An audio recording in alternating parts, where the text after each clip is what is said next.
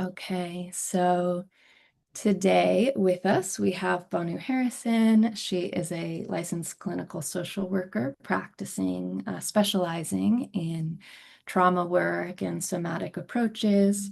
She is trained in mindfulness through UCLA as well as the MMTCP program, and she teaches regularly on Insight Timer, um, live sessions, and she has sessions, meditations posted on there as well.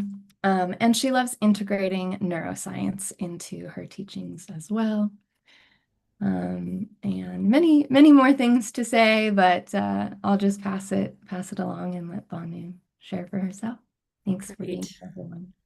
Thanks, Andy, and welcome to all of you. I think this is my third time teaching on this lunch hour, and I'm already seeing some familiar faces that have been here when I've taught before. So, welcome, and let's do an arriving practice together before I talk about the topic for today. So, you can come into a posture that is helpful and comfortable for your body. And, this is our lunchtime, so we've all had a morning, and we get the privilege of taking this little pause before the rest of our day. And so, feeling gravity keep you in your seat, feeling wherever you feel the most grounded in your body. It could be your pelvis, could be your feet, maybe the support against your back.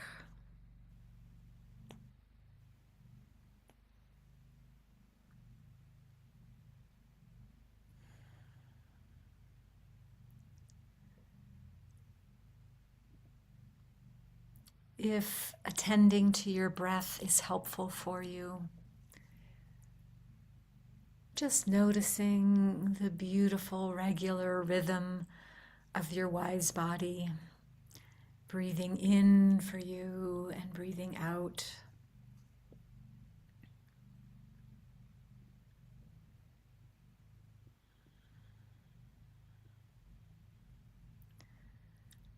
Again and again in a beautiful circle of breath.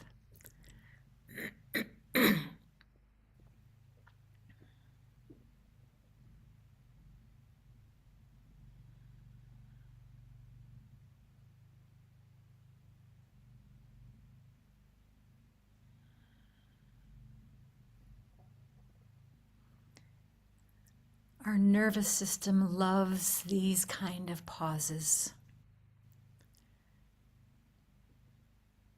so that instead of going through our day with the pedal to the metal, we can reset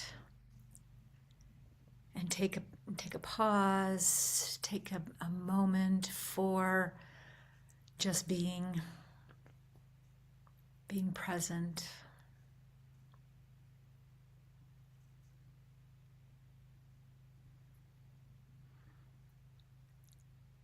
And this type of practice of modulating our rhythm and our pacing in the day is really helpful for our nervous system.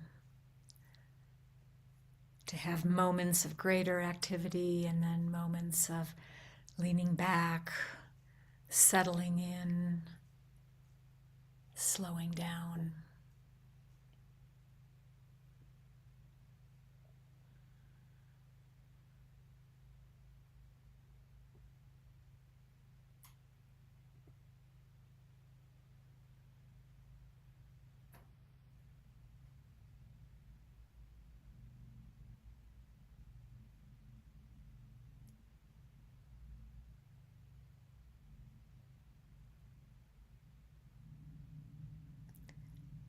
And sometimes when we take a pause like this, sometimes we can just settle in, and other times, depending on our circumstances, more material arises.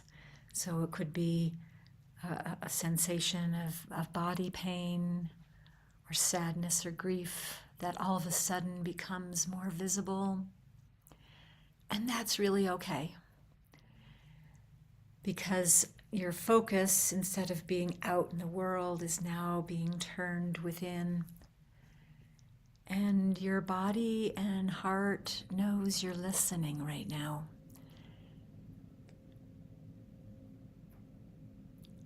And so if you're noticing some pains, some emotions, some ruffles on the interior landscape, just notice those. You don't have to do anything to fix them.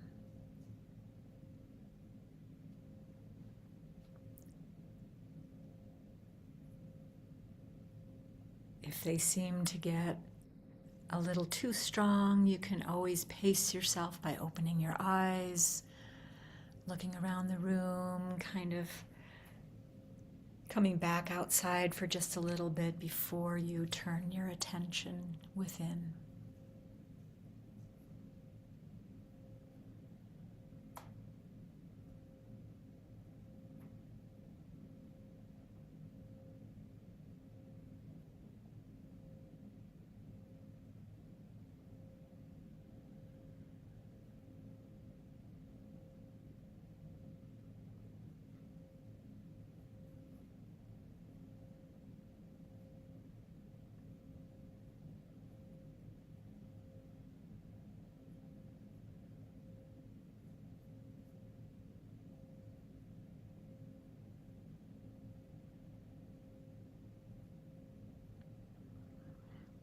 And as we close this arriving practice, taking one or two deep breaths to bring yourself back to our room.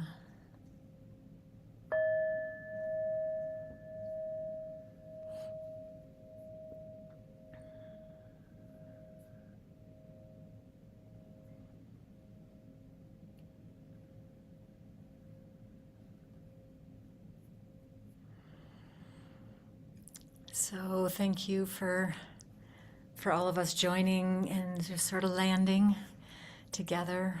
I always love that feeling in my body of that slowing down. And I thought a topic that I wanted to highlight today, especially at the beginning of a new year, many people, have their resolutions or their intentions or their goals. And as a long-term meditator, I know that it was like, oh, I'm going to practice more, I'm going to be more, I'm going to do this, I'm going to work on that, and, try and get more capacity for this. And that's all wonderful and well and good. And I want to give a little shift to that. And so this practice today will be about acknowledging invisible growth. Right? And so we live in a world and in a culture that really clamors for and sort of demands people to share their successes and their, and even on different apps, you get so many stars if you've done consecutive days. And those are all wonderful, motivating practices. And it's still very goal-oriented. And it often makes us look for, like, the one big thing. Like, how will I know that I'm better at meditating? Like, oh, I'll never get angry, right? Well, that's impossible. We're human. And so acknowledging invisible growth is kind of a state of awareness of beginning to notice and name the micro movements of where we have grown that actually may not be visible to anybody else. And in fact, we may not even be aware of them ourselves because we have sort of bigger, more lofty goals, as our focus. And so I'd like you to, yeah, our practice will be about becoming more aware of some invisible growth, and to know that things don't always have to show externally. That um, I remember years and years ago, I was working with my inner critic, and I realized that I was shortening the time that I was beating myself up. And, it would be like sometimes a week before I'd realize that I'd been really, really, really hard on myself. And now I would notice it like at the 3-day point. So to me, that is an invisible growth. Like something's really changed, that I cut that time of being hard on myself in half, even though I was still being critical, right? So we tend to live in an all or nothing society where I'm not making progress unless I completely eliminate my inner critic. That hasn't happened yet. I've been working a really long time. And so she will show up periodically, and I notice when she arrives, and she doesn't last hardly very long at all anymore. And so it's these micro moments, like, have you made a slightly different decision yesterday that was tending to yourself? Or perhaps you're setting a boundary with somebody that you hadn't been able to do before. Or perhaps you're noticing when you are in a challenging or negative mind state, and just saying, oh, this is the content of my mind right now. I see it, and I'm going to make a conscious choice to shift to something else. That is huge, right? That is profound, to be able to notice, to name it, to not judge yourself, and then to make a conscious choice to shift your attention to something else. To me, that is, like your little sprout that you're growing in your planter is just shot forth a few new root hairs, and they often are very tiny and very invisible, and but yet so incredibly powerful. And we also live in a culture, and our nervous system has developed this thing called the negativity bias. I'm sure you've heard of that before, where we tend to notice more what's wrong, what needs to be fixed, what could be dangerous, where I haven't grown, where I'm not good enough.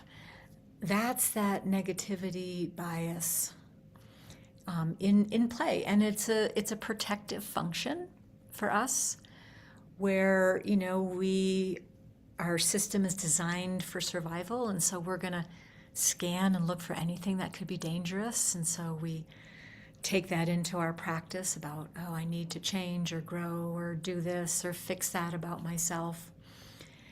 And that's okay, but we can get stuck there, that we're always needing fixing. And that is why the opening inquiry question was, what's good enough for you today? Not that something that's great or extraordinary, but what's good enough,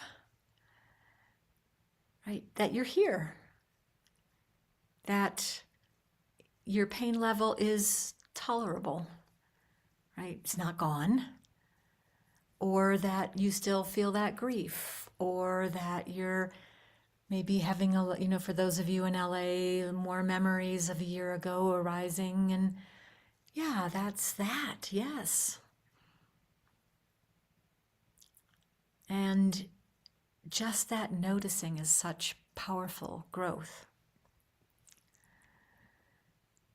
So we don't have to measure our transformation. I've done a lot of that in my life. I dropped out of college to get enlightened and lived for 8 years in a yoga community. and it's like, actually, this is a lifelong process, or maybe many lifetimes long process. So let me lean back, let me become part of the world again, um, and take care of myself, love myself, notice the little invisible growth that over time. Andy actually shared a beautiful image, the 1% trajectory, I think is what it is.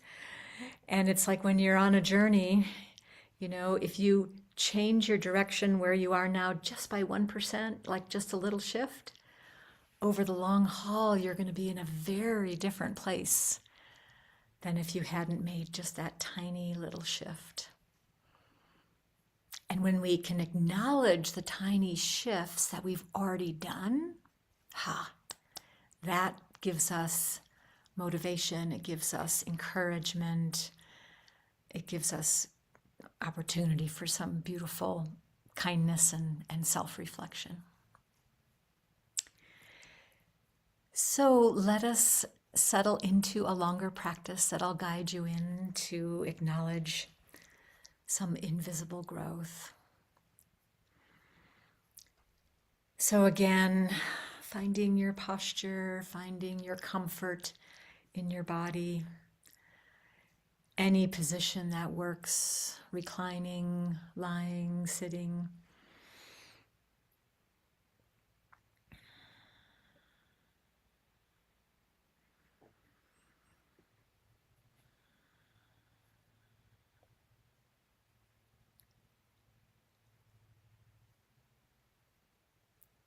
And as we turn our attention inward to begin to do some inquiry about noticing some invisible growth, I want to read a quote from Rumi that I think is very apropos.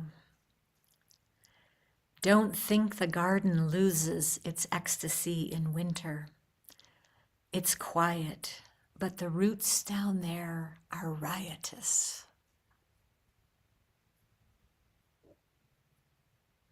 And so as you turn your attention inward, know that there's a lot percolating in your body, mind, heart. Always, right? Like the roots are riotous down there.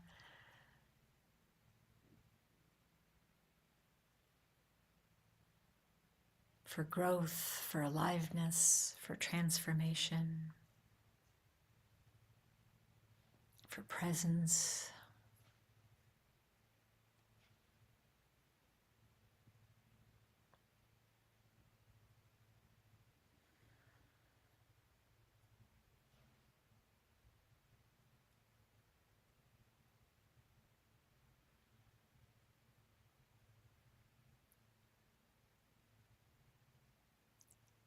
And then our inquiry question is inviting one or two invisible growths that you feel have happened in the last bit. It could be yesterday, it could be the last 3 months, whatever, the last year. Just inviting the recognition of some small growth that has happened inside of you.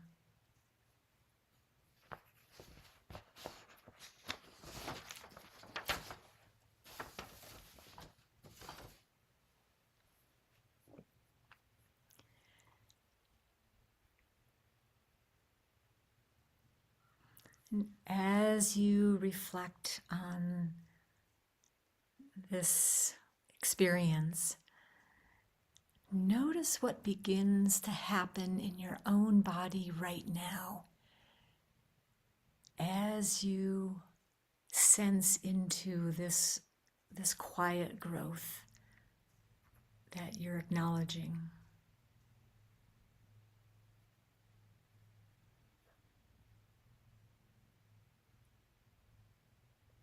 Perhaps there's a kind of an expansive or swelling sensation in your chest. Or maybe you might feel like a strength in your spine, or noticing this like just a greater sense of, feeling solid or more present.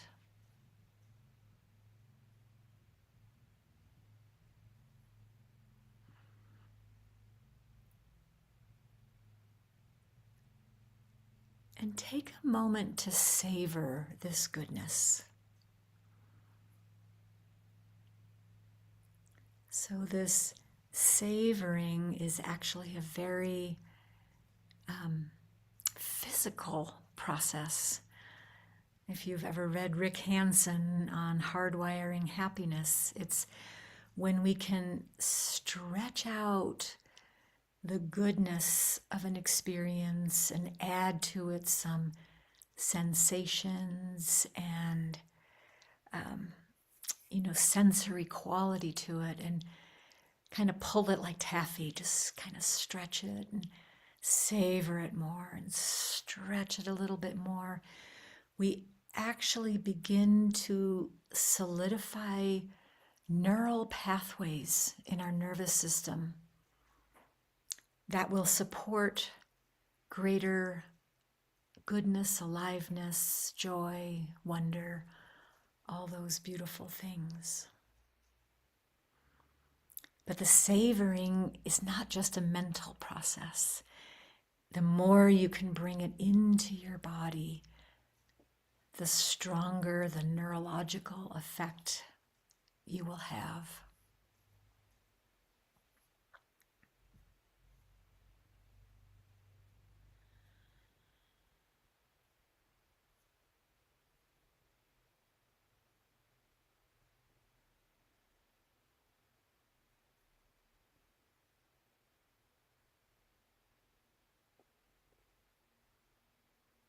And the savoring doesn't have to be super long. Rick Hansen says 12 to 18 seconds.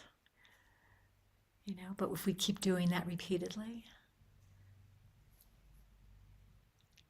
you're literally changing and growing your nervous system a little bit at a time. Invisible growth.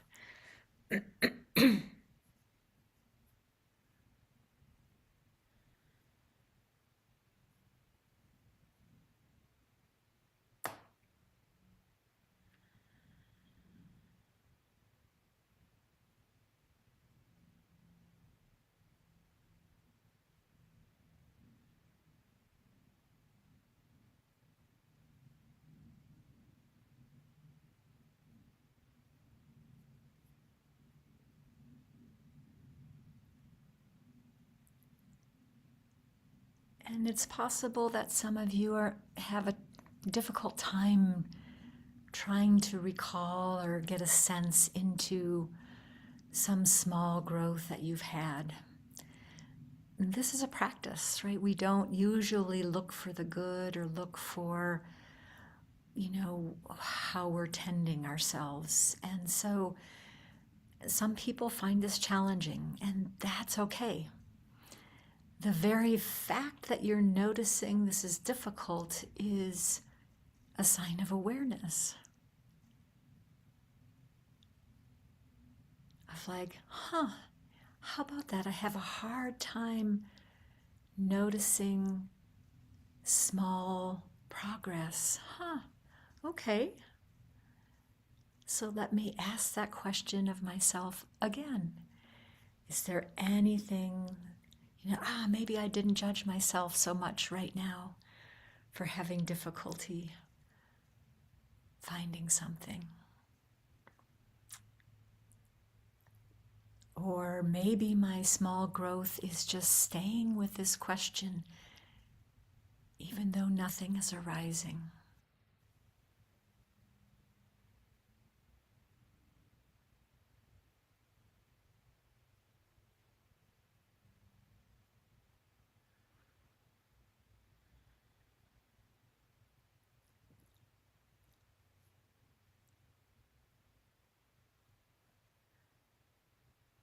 Sometimes if nothing seems to come into our awareness, I like to reflect on a time when I felt most like myself,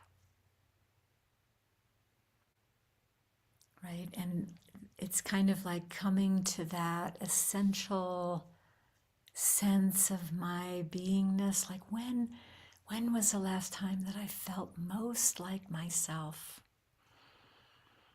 And maybe, like many of you mentioned in the chat, that just getting outside and noticing the beautiful weather,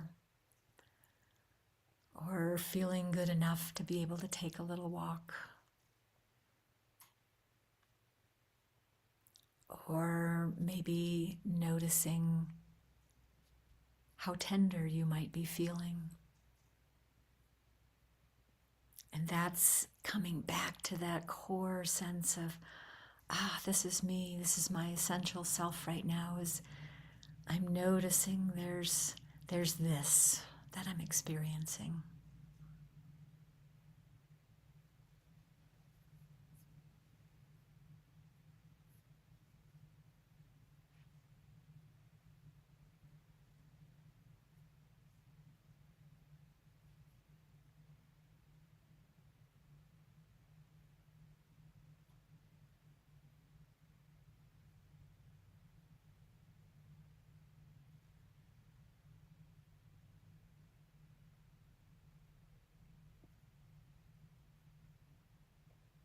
And if you have a second or third acknowledgement of a small growth that you want to acknowledge yourself for, feel free to savor and stretch out another win for yourself, right? Another invisible nudging in your system, in your heart, in your body, if one comes to you.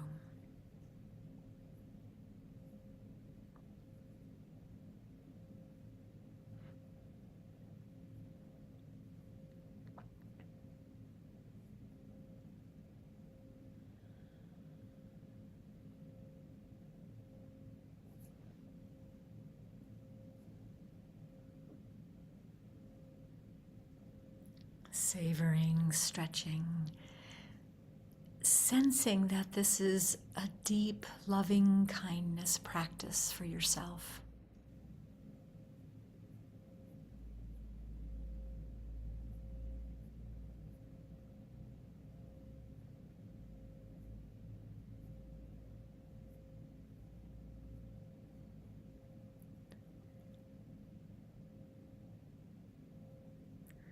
Remembering that what your heart knows is happening inside of you matters more than what others can see and observe.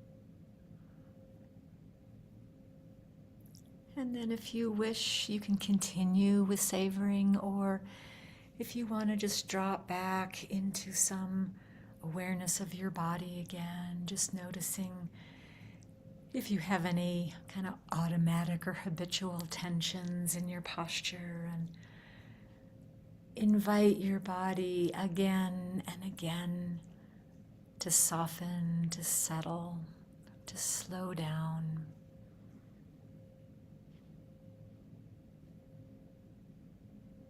You can come back to the breath.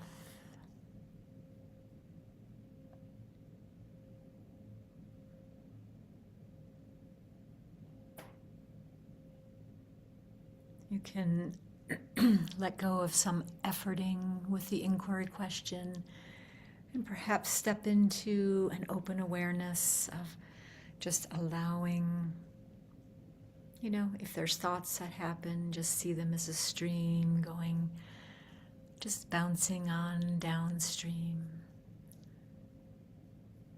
If there's body sensations, just noticing and letting go and noticing new ones.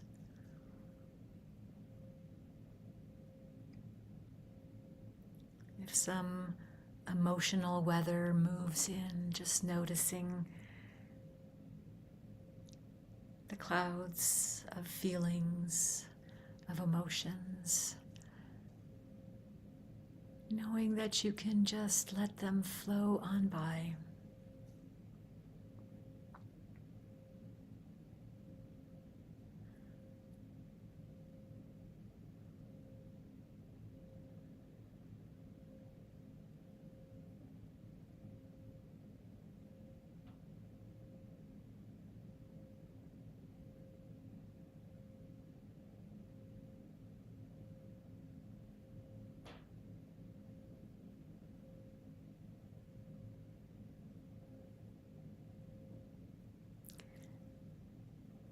And if you like affirmations, I'm going to just share a couple of statements for our topic today that you might find helpful. I can trust that meaningful growth happens beneath the surface in ways I can't always see or measure. The most essential transformations are often invisible.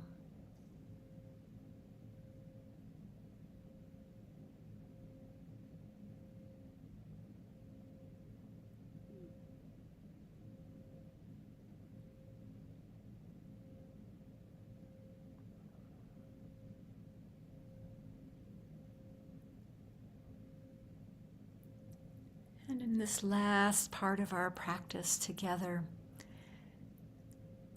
just acknowledge and have some gratitude for yourself for coming today, for showing up, for being willing to be inquisitive, to savor, and just let that gratitude for yourself, for your journey, be felt.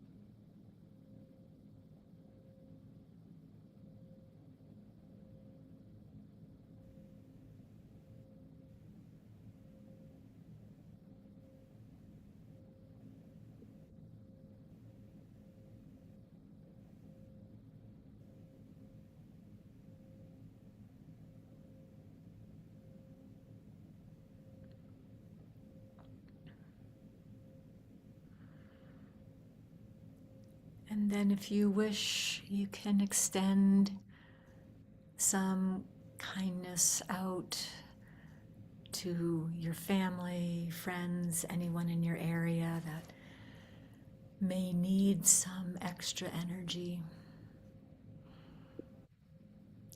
There's so much happening in the world right now that we can gather up some of the goodness of our session today and send it forth to whomever may benefit.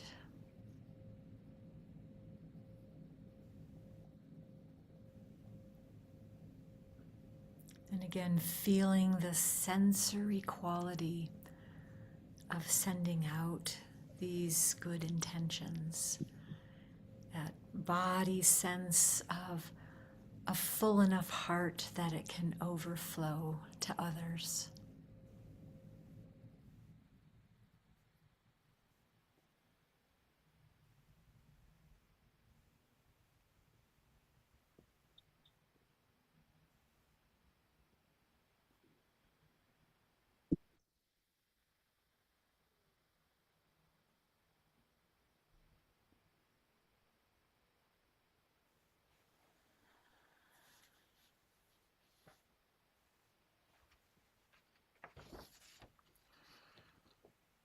And I will close with a poem so you can just relax and be read to.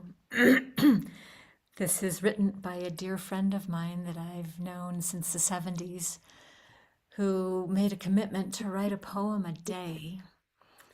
And this is one from January 3rd of this year. If There is a Story to be Told by Charlotte Nestle. If there is a story to be told, it will be a story with layers. Not layers like a cake, not layers like a trifle, which I've not eaten ever. Layers like an onion. Thank you, Donkey and Shrek. Yes, onions stink, but when you saute them for a long time, such sweetness comes out. It's almost not the same bulb that went into the pan. The story to be told needs to be told with sweetness.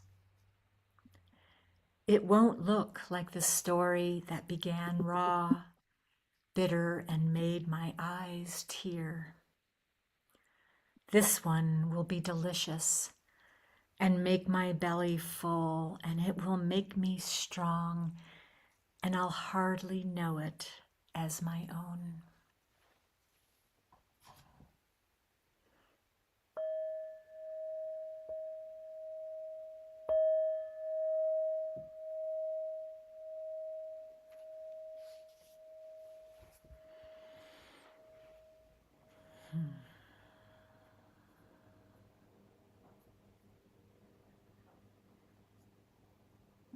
Thank you all. I saw some very, very beautiful, gentle smiles on faces during this practice today. And I would like to open it up if anyone has a question, if anyone had a difficulty with any part of this practice or a question. This is kind of a time for us to dialogue together. You can either come on or you can put your question in the chat. Yes, Sue. I, it's so interesting. I noticed today that my pain was gone, or for right now. It was really amazing. And I also am aware when things aren't going well, that the pain is back. And it's really amazing. And I had lots of joy today. Wow. I wasn't sure why the joy was there. And then later on, I thought, you know what? My hip is not hurting. It was, for right now, that was great. And you know that this is what we need to do is take it for right now. Right now, it's okay. And the fact that you noticed and acknowledged and you were curious and it's like, oh my goodness. And yeah, maybe the pain will be gone forever. I don't know, but maybe it'll come back. But you're getting a sense of when you change your state, that your body, your mind, your emotions can feel different. And you said 18 seconds, and usually I'm thinking I want to hold it, I don't want to share it, and then also I'm not supposed to feel it, but just at 18 seconds, that's really great. Yeah, that's doable, right? And that came out of Rick Hansen, out of his neurodharma work of noticing like, how neurons for goodness and happiness can get stronger. It doesn't take like a super long time. Repetition is really good and powerful. So it's not just a once and done. I've noticed this for 18 seconds, so now my life should be completely happy all the time. It's not like that. But yeah, so thank you.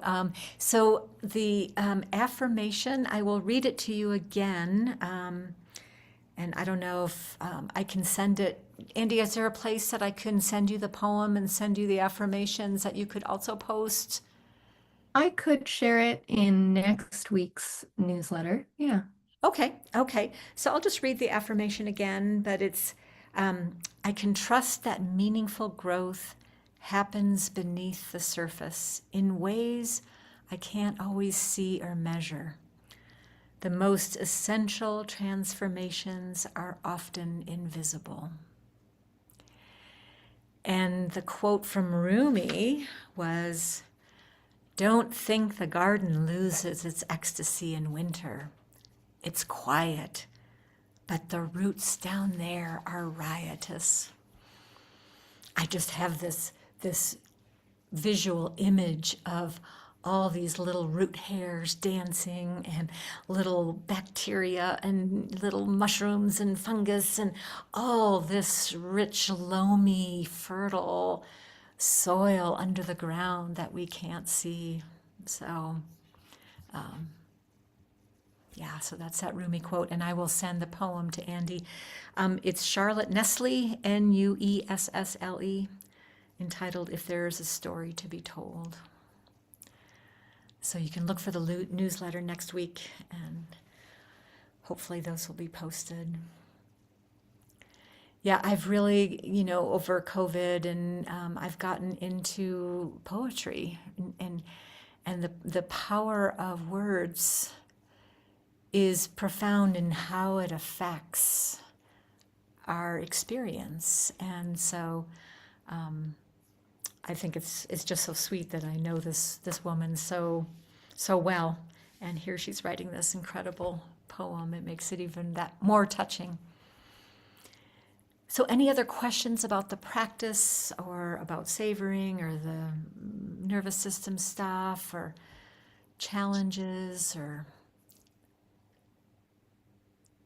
Yes, can you just repeat what you're supposed to do in the 18 seconds? I might have missed that. Yeah. Thank you. So when we are noticing something that's good enough or noticing some invisible growth, instead of it just being a mental noticing, like, oh, yes, I did this, that was some invisible growth, and letting it go from there, it's all about, oh, I'm noticing that this happened.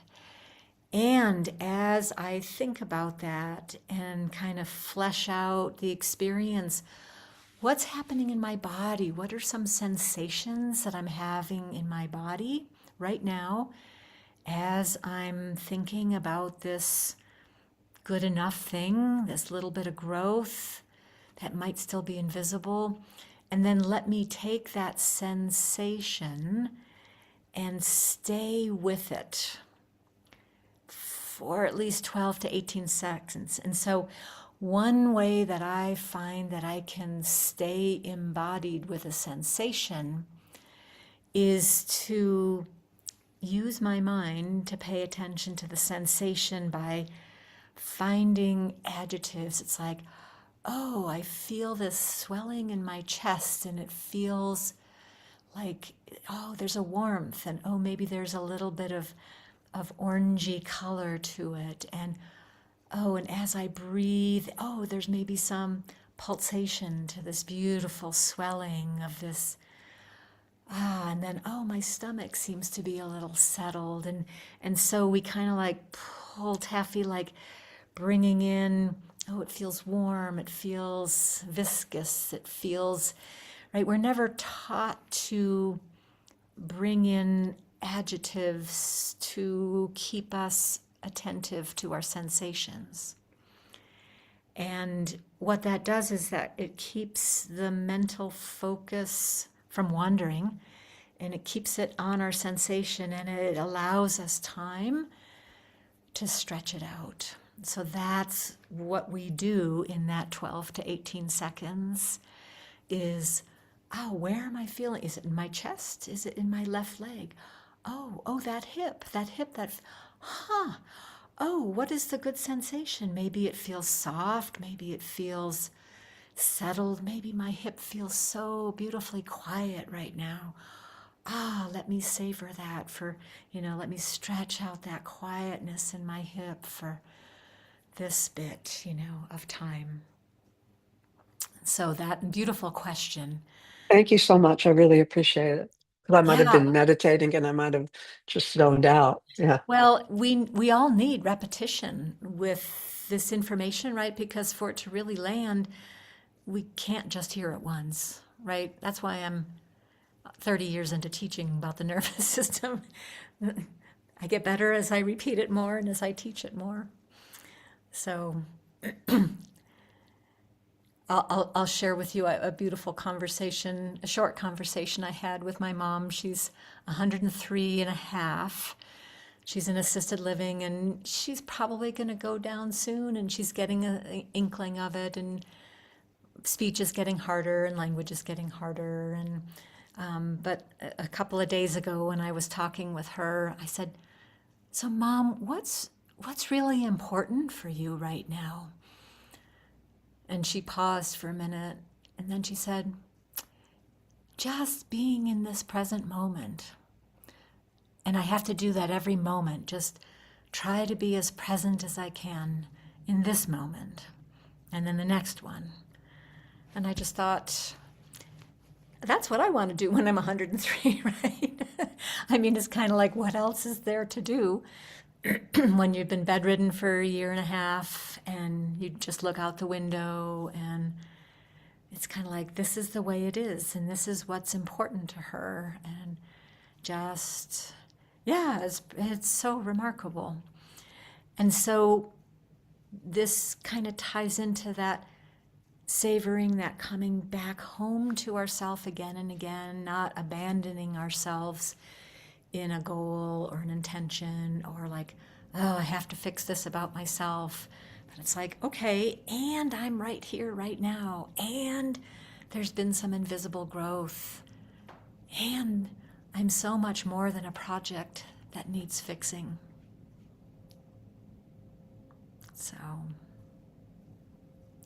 So I agree, Sue, a beautiful group, beautiful Sangha today. Yeah. Anything else to share before we sign off? Yes, Sue. I'm really realizing that just since I lost Chris 3 months ago, and we did so much meditating together and so many sanghas and I mean, so many retreats. And now I really am realizing how important sangha is.